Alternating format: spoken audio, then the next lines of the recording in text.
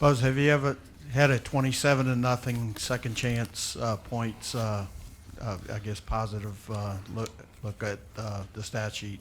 Have you ever seen that before? Not that I recall. It was 18-3 2 weeks ago for LSU. I thought that was a big difference in the game.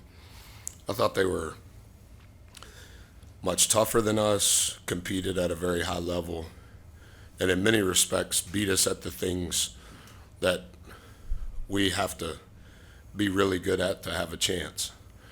And they beat us from start to finish 2 weeks ago today, and I thought that we were much better specifically on the glass and not turning the ball over, which gave us a chance today. Coach, you talked about being better on the glass. What maybe did you do different in this game that you didn't do 2 weeks ago that led? You were 21-6 on offensive rebounds. What was the difference tonight?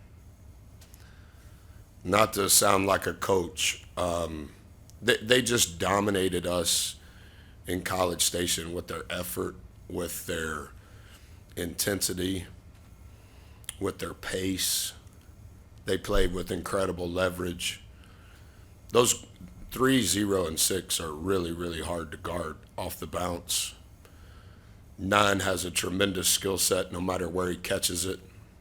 12's their third leading rebounder, and per minute is their leading rebounder. And then 20 and 13, they're going to shoot a 3 a game, but their length and their athleticism, they just, at our place, I think 9 had 4 offensive rebounds. I think 6 had 3. So that's 7. And I'm almost certain they had 14 offensive rebounds. They just punked us. They just beat us. They were tougher. They were meaner. They were more aggressive. They were hungrier. Like all of the adjectives that you can come up with, that was what it was 2 weeks ago. Hey, Coach. I believe the last 3.5, 4 minutes, LSU just really struggled to get off some really good looks after moving the ball pretty well the first 30, 35 minutes. Was just wondering if you guys did anything defensively to switch up the final 3.5, 4 minutes there, where it was a little bit tougher on them to get good looks.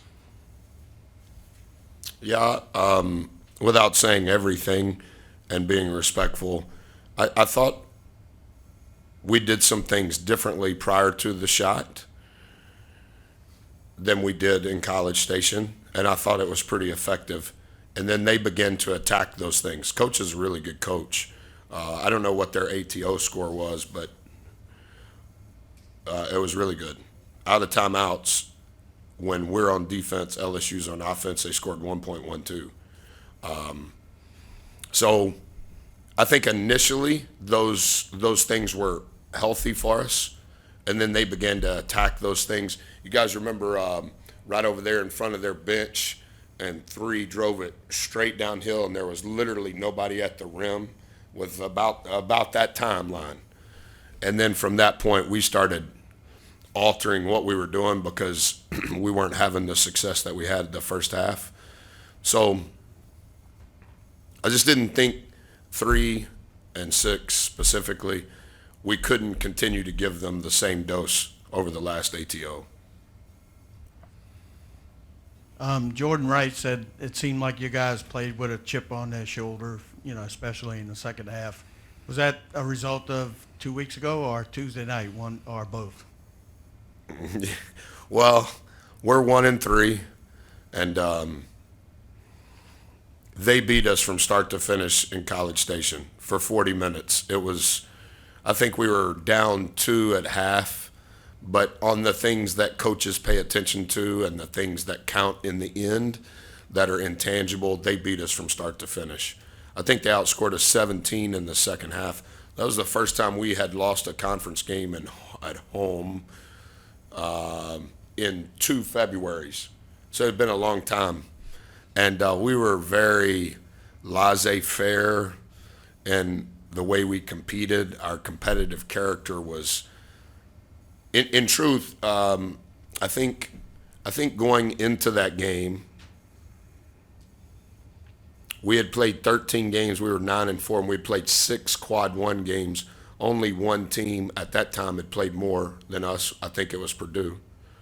coming into this game today, I think we had played 8 quad 1 games.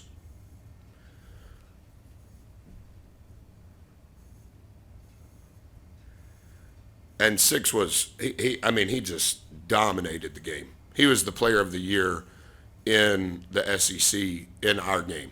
And since then, he's for sure a first-team guy, and he's still in the mention for player of the year. He had 20 and 10 against us, and 3 of those 10 were offensive rebounds, averaging 14 shots a game.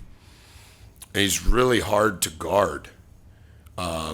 He can make decisions regardless of which hand he's dribbling with, and he plays with such great force. Like, however you want to handle the ball screen, whatever your decision is, he can beat you with power. And number 3 can beat you with speed and the bounce. We had no chip against them the first time. And in truth, the first 10 minutes of Arkansas, we played the exact same way we played the 40 minutes against LSU. Now, the last 30 minutes against Arkansas, we had a chip and even came back and got ahead by 1 there at the end, if you saw it. But in the 165 minutes we had played in SEC play, too many minutes of the not playing to the standard that I think that we try to play to. Anything else you guys need? Got one more here. Is this a different room than I would have been in year 1? And in year 1, wasn't it like not connected and you had to walk away, far away? Right. Yeah, because I remember Scott Woodward waiting on me on the walk there. Where was this room at that time? It was here, but that just wasn't used for this purpose. The whole media room turned into a weight room. Oh, is that right? I knew when we were walking this way, I knew it was different. Coach, one more question about Wade Taylor. He was the second leading scorer in the SEC coming into tonight. He led you with 19 points and also led you with 4 assists. Just talk a little bit about what he does to catalyze the offense, not just for himself, but for all the other guys as well. Yes, sir. He's a really good player, and he is talented, and we are very dependent upon him, as the whole country knows. But he does a great job of also, because of the attention he receives, he does a great job of putting whoever is on the floor with him in a really good position, arguably the best position they can be in, because of the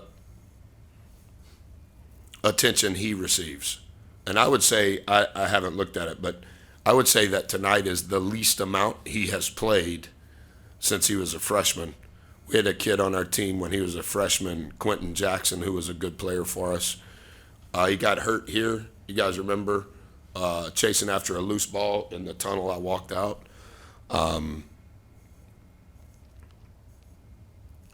For us to only be down, were we down 2 at half? And they had only shot 1 more ball than we had at half, and 4 had played the least number of minutes for sure that he's played in any half over the last 2 years. I thought we were in good shape. And then we need him to play a lot, and probably you could argue some of the decisions that I made in those ATOs to leave him in were very dangerous decisions when it was a 1-possession game, because we're a completely different team, and if he fouls out, we're probably in a bind. But I thought he had a really good pace to how he played, and helped us a lot in the second half. All right, that's a wrap. Thanks, everybody. Who you guys play next? On Tuesday or Wednesday?